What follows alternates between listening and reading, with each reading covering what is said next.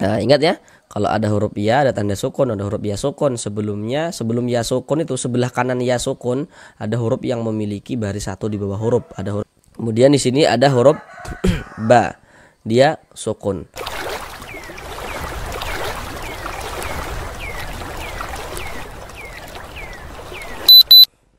Assalamualaikum warahmatullahi wabarakatuh. Apakah Bapak dan Ibu, saudara semuanya masih belum lancar di dalam membaca Al-Quran, kemudian masih belum memahami ilmu tajwid, sehingga tidak percaya diri ketika membaca Al-Quran? Mari belajar mengaji Al-Quran bersama kami. Akan kami jelaskan tajwidnya dengan pelan-pelan, sehingganya dengan penjelasan tajwidnya yang pelan-pelan, semoga Bapak dan Ibu saudara semuanya dapat langsung dengan mudah dalam memahami ilmu tajwid Al-Quran. Jadi dengan kita mempelajari ilmu tajwid, kemudian kita memahaminya, kemudian kita bisa menerapkan dengan sendirinya, bisa mempraktekkan dengan sendirinya ketika membaca Al-Quran, maka semoga yang belum lancar membaca Al-Qurannya, semoga bisa secepatnya lancar. Ataupun misalnya ada yang sudah lancar namun belum memahami ilmu tajwid sehingga tidak percaya diri ketika membaca Al-Quran, maka dengan kita mempelajari ilmu tajwid kemudian kita memahaminya, tentu akan memperbaiki bacaan Al-Quran kita, sehingganya kita bisa lebih percaya diri ketika membaca Al-Quran.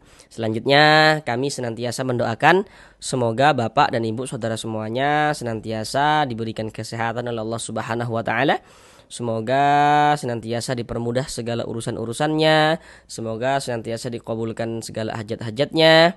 Kemudian semoga senantiasa dilancarkan rezekinya oleh Allah Subhanahu wa Ta'ala. Semoga selalu diberikan rezeki yang berlimpah ruah dan barokah, sehingganya dengan rezeki yang barokah tersebut semoga bisa menjadi seorang ahli sedekah dan juga bisa beribadah umrah dan haji ke tanah suci Mekah. Amin amin ya rabbal alamin. Baik, mari kita mulai belajar mengaji Al-Qur'annya. Kita lanjutkan kembali belajar mengaji Al-Qur'annya. Sekarang kita masuk pada surah Ali Imran ayat yang ke-11. Sekarang marilah kita baca bersama-sama terlebih dahulu dengan pelan-pelan. Baru setelah itu sama-sama kita bahas tajwidnya dengan pelan-pelan juga. A'udzu billahi minasyaitonir rajim. Bismillahirrahmanirrahim.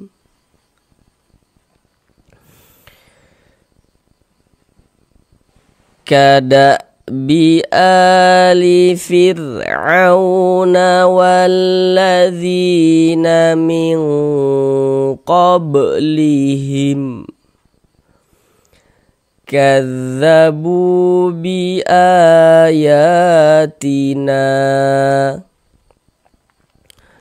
fa'akhadhahumullahu bidhunubihim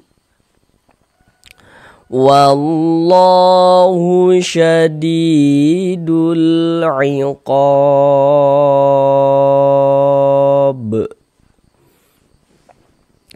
Sekarang marilah sama-sama kita uraikan tajwidnya dengan pelan-pelan. Kada bi'a a ini adalah mad badal. Namun sebelum itu perhatikan dulu rumus di samping itu. Jadi rumus mad tabi'i itu ada 3 tuh. Yang seperti di warna hitam itu, itulah yang disebut dengan huruf mad yang warna hitam tuh. Rumus 1 warna hitam, huruf ya sukun sebelumnya harokat kasrah. Rumus 2 warna hitam, huruf waw sukun sebelumnya harokat dhammah. Rumus 3 warna hitam, huruf alif sebelumnya harokat fathah. Nah, itu yang disebut dengan huruf mad.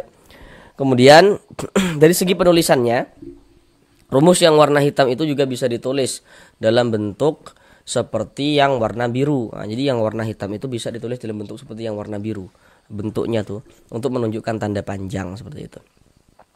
Sedangkan A ini letaknya di rumus di rumus 3. Nah, tapi yang warna biru, rumus 3 warna biru.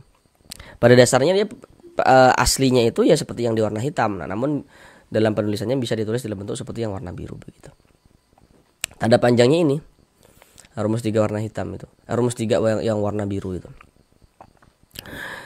Jadi kalau kita mengaji Al-Qur'an ya, membaca Al-Qur'an, kita berjumpa dengan huruf. Di atasnya ada tanda alif kecil seperti ini atau harokat fathah berdiri. Harokat fathah atau tanda baca fathah itu kan bentuknya dia baris satu miring di atas huruf. Nah, tapi kalau tanda baca fathah itu bentuknya berdiri seperti ini, berbentuk alif kecil seperti ini, maka huruf yang di atasnya ada alif kecil seperti ini atau harokat fathah berdiri seperti ini, maka huruf tersebut dibaca panjang, sehingga A dibaca panjang. Tapi ini adalah mad badal karena A ini adalah huruf hamzah nih. Jadi bagi yang belum tahu, kalau ada huruf alif, ada tanda bacanya, ada barisnya, ada harokatnya, maka itu adalah huruf hamzah. Ini huruf alif ada tanda bacanya kan nih, maka ini adalah huruf hamzah, bukan huruf alif. Huruf alif yang memiliki tanda baca, maka itu adalah huruf hamzah. Nah, itu penting untuk diingat. A ini dibaca panjang, mad badal. Nah, kenapa kok ini mad badal begitu?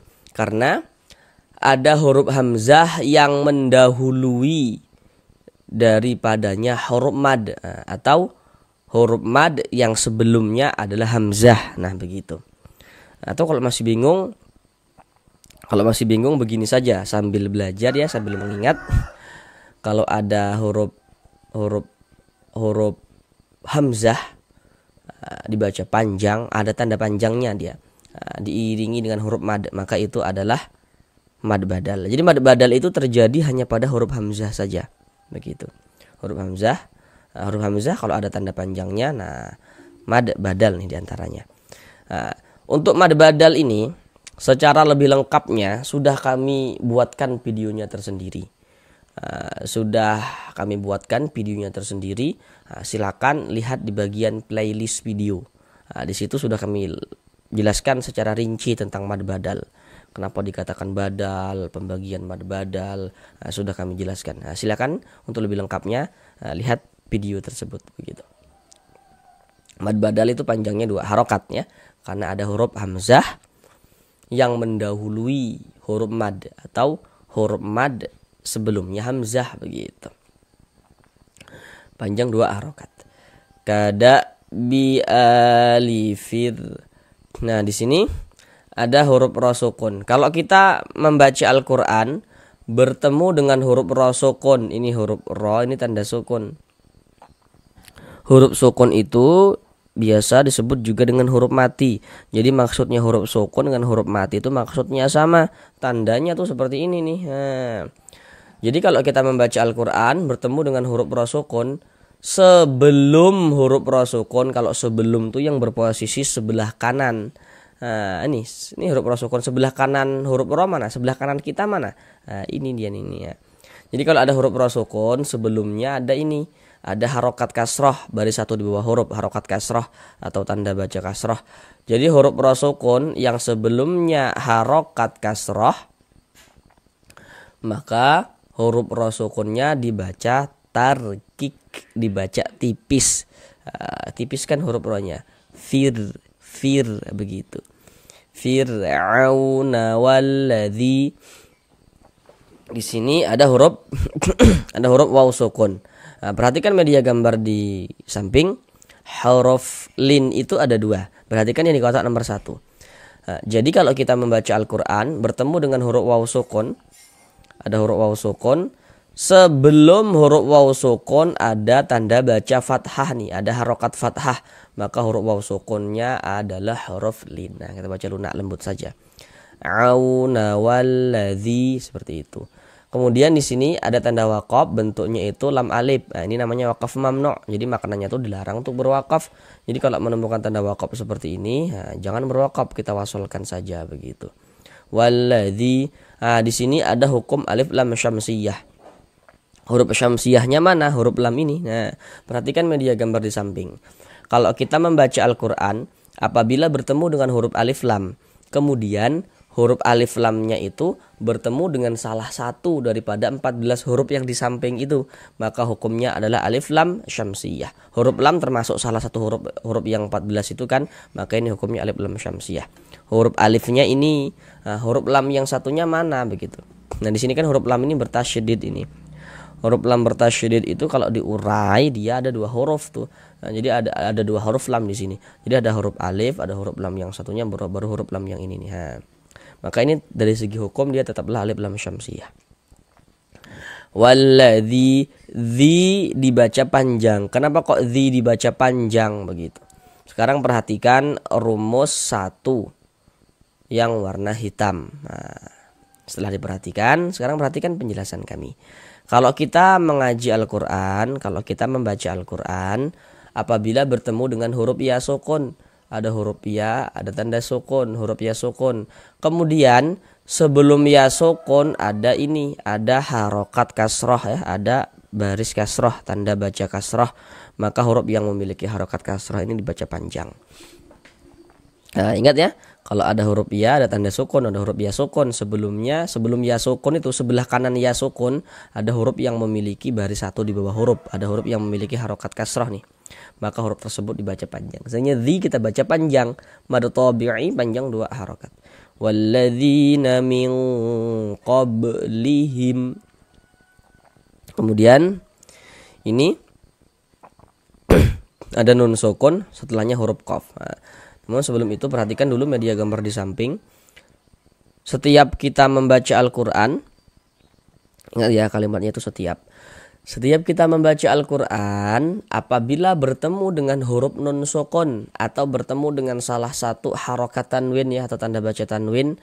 Nah, tanda baca tanwin itu bentuknya ada 3 tuh, seperti yang kita lihat pada media gambar. Nomor 1 itu baris 2 di atas huruf fathatain, nomor 2 baris 2 tapi letaknya di bawah huruf kasrotain, yang nomor 3 dhammatain. Jadi setiap kita membaca Al-Quran, kalau bertemu dengan huruf nun sukun atau bertemu dengan salah satu tanda baca tanwin, maka di situ akan terjadi hukum tajwid. Jadi di mana ada nun sukun, di mana ada tanwin, di situ akan terjadi hukum tajwid dengan kita memperhatikan huruf setelahnya. Jadi setelah huruf nun sukun atau setelah tanwin itu ada huruf apa? Ketahui hurufnya, baru kita bisa menentukan hukum tajwidnya itu apa begitu. Contohnya tuh seperti ini. Ini nun sukun. Ini huruf nun, ini tanda sukun tuh seperti ini, huruf nun sukun ya, atau huruf nun mati.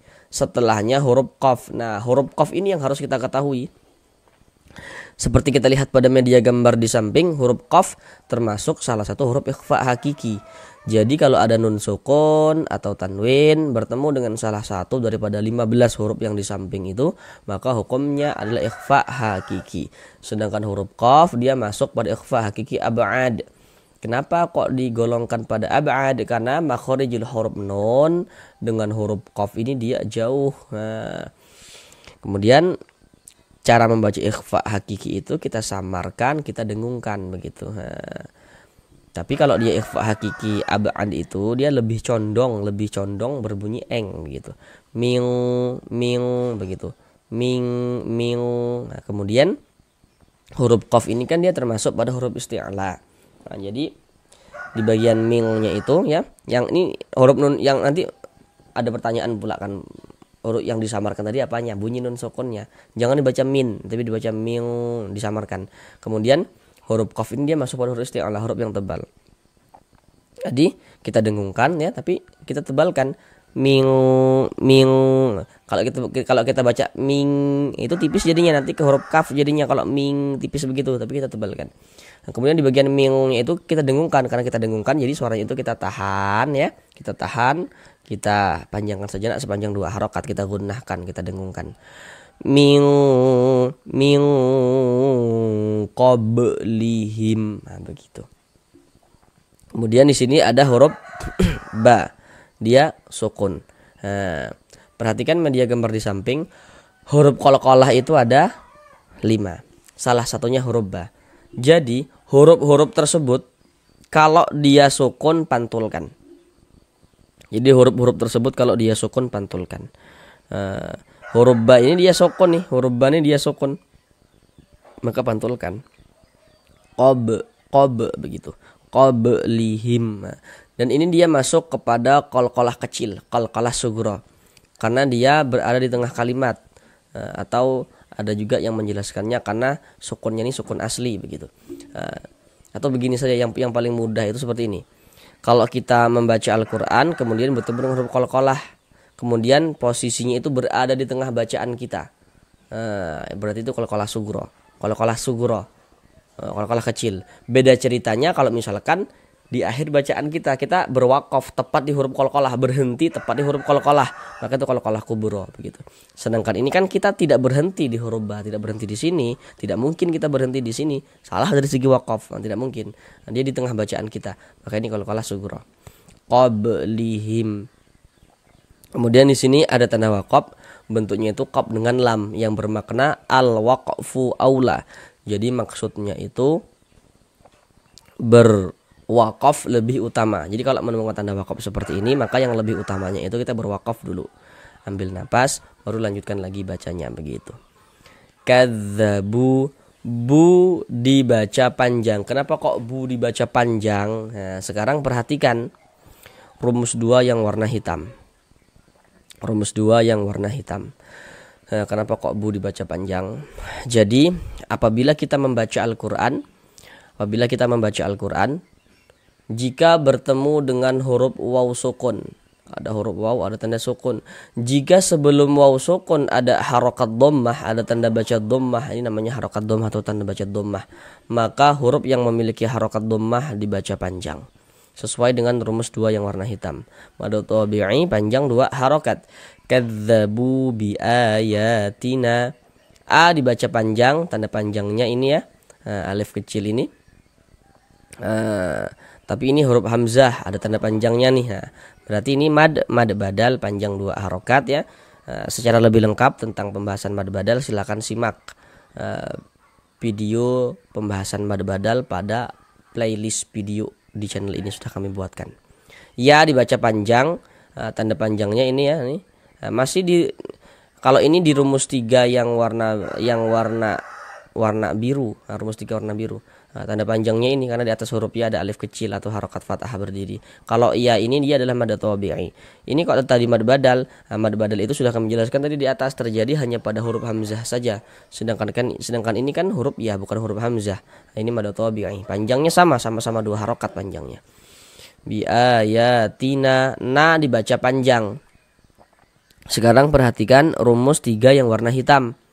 Kalau kita mengaji Al-Qur'an apabila bertemu dengan huruf alif. Nah, ini huruf alif nih. Jadi jika ada huruf alif, kemudian sebelum huruf alif ada harokat fathah, ada tanda baca fathah, maka huruf yang memiliki tanda baca fathah dibaca panjang. Nah, ini alif nih. Nah, nih. Jadi kalau kita mengaji Al-Qur'an ya kita lihat, kita perhatikan. Kalau ada alif, sebelum alif ada harokat fathah, maka huruf yang memiliki harokat fathah dibaca panjang. Sehingga kita baca panjang. Mad tabi'i panjangnya 2 harokat. Bi ayatina. Di sini ada tanda wakaf, bentuknya itu jim. Nah, ini namanya wakaf jaiz. Nah, jadi maksudnya itu kita boleh berwakaf, juga boleh diwasolkan. Jadi kalau menemukan tanda wakaf seperti ini terserah kita. Kalau menemukan tanda wakaf seperti ini terserah kita. Mau berwakaf ya berhenti dulu untuk mengambil napas, monggo silahkan. Tidak juga tidak apa-apa begitu.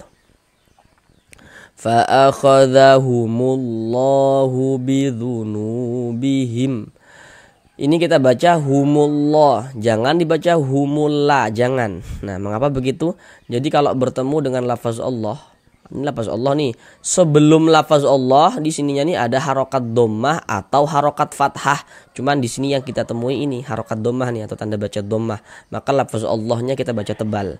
Kita baca humullah begitu. Jadi huruf lam yang di tengah nih, huruf lam jalalahnya itu kita baca tebal, kita baca tafkhim seperti itu. Kemudian di sini ada alif lam. Nah, kalau di sini kita lebih mudah untuk mengamatinya. Ada alif lam, setelahnya huruf lam. Perhatikan lagi media gambar di samping.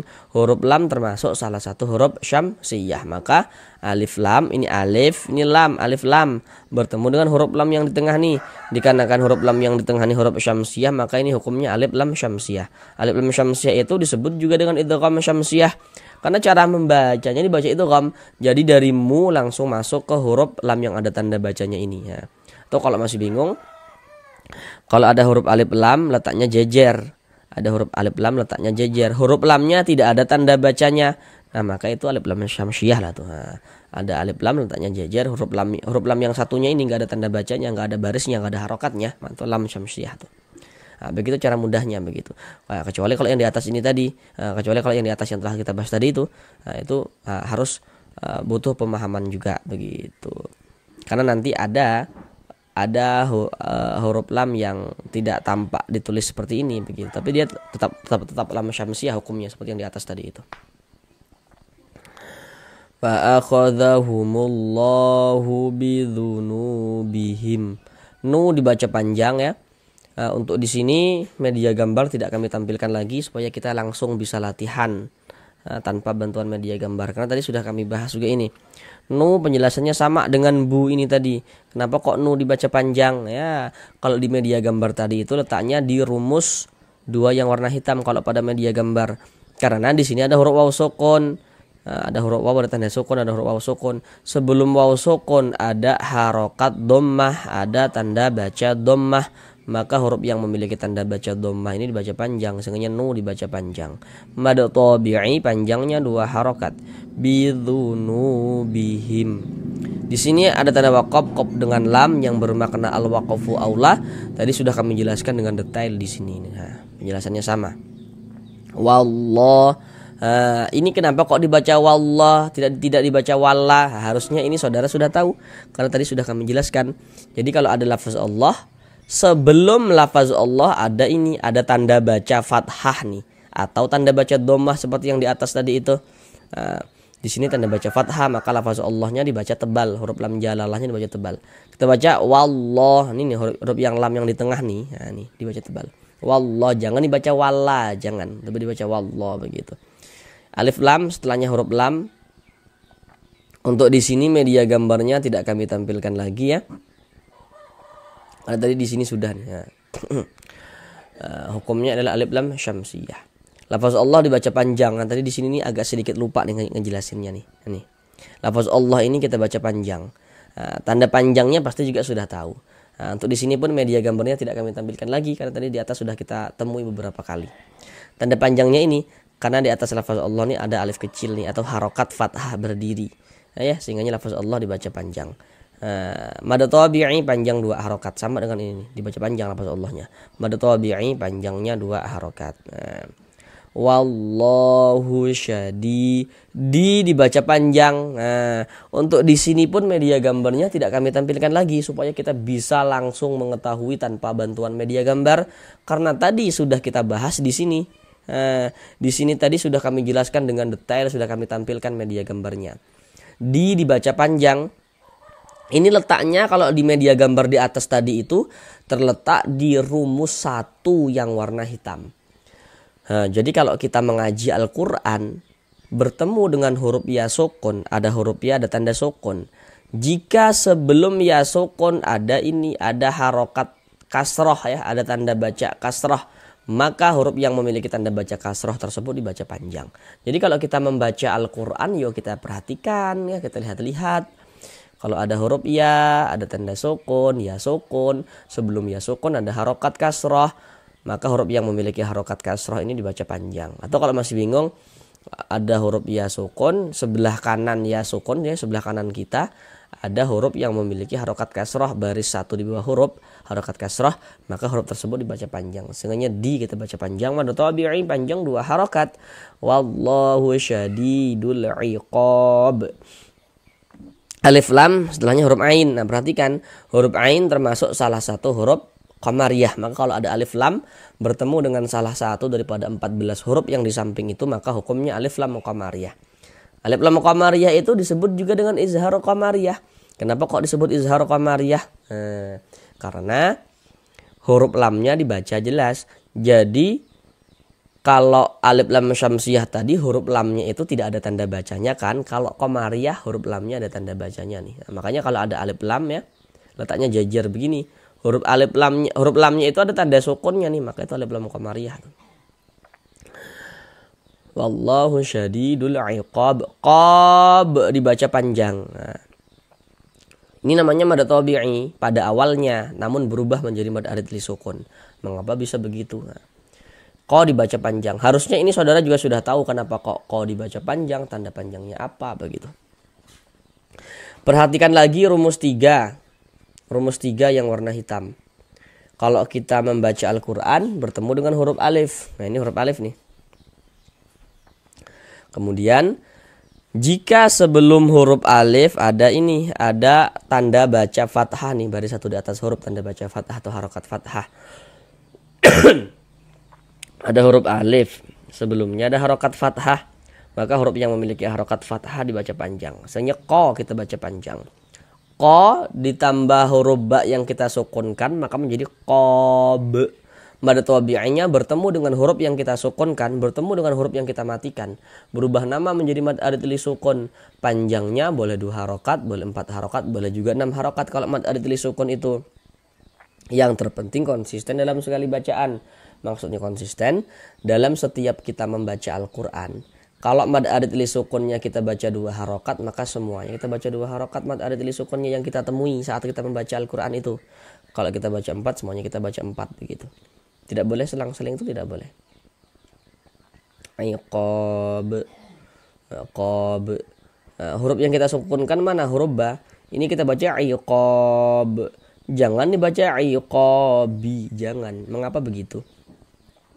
Jadi kalau kita membaca Al-Quran, kemudian kita tuh berwakaf, kita itu berhenti tepat di huruf yang tidak dibaca panjang. Hurufnya kita sukunkan, hurufnya kita matikan. Ini kita membaca Al-Quran, berwakaf kita, berhenti kita, tepat di huruf ba. Nah, tadi apa kami katakan? Kalau berhenti di huruf yang tidak dibaca panjang, hurufnya kita sukunkan. Ini berhenti di huruf ba nggak dibaca panjang. Ya karena kita berhenti di huruf yang nggak dibaca panjang, kita sukunkan, kita matikan. Iqab begitu. Kemudian huruf ba ini kan menjadi sukun dia. Sukun sebab kita sukunkan, mati sebab kita matikan. Nah, jadi kedudukannya menjadi sukun, menjadi mati dia. Perhatikan lagi, huruf qalqalah ada 5, salah satunya huruf ba. Kalau dia sukun ya kita pantulkan. Makanya ini kita mantul iqab. Nah, dan ini dia masuk kepada qalqalah besar, qalqalah kubro. Karena kita berwakaf, karena kita berhenti ya tepat di huruf qalqalah. Maka ini adalah qalqalah kubro, qalqalah besar. Sekarang mari kita ulang bersama-sama sekali lagi dari awal.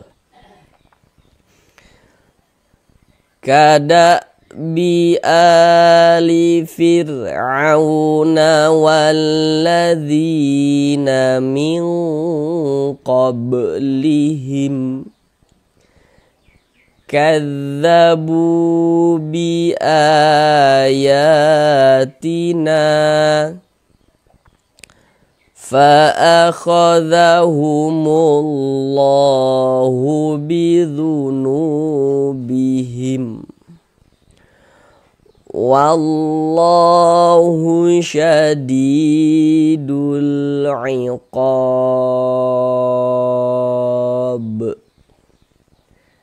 Cukup sekian belajar mengaji Al-Quran kita. Kalau kiranya nanti ada hal-hal yang kami sampaikan kurang pas ya, mungkin nantinya ada juga yang menyimak ya, para guru ngaji yang lainnya. Kemudian dari penyampaian kami ada yang kurang pas atau ingin menyempurnakan penjelasan yang kami sampaikan, silakan tulis saja pada kolom komentar di bawah agar dapat langsung bisa dibaca dengan yang belajar. Mari sama-sama kita bantu saudara-saudara kita ya yang belum membaca Al-Qur'annya itu belum lancar agar bisa segera lancar, yang belum memahami ilmu tajwid agar bisa segera memahami ilmu tajwid Al-Qur'annya dengan mudah. Mari sama-sama kita bantu. Terima kasih. Assalamualaikum warahmatullahi wabarakatuh.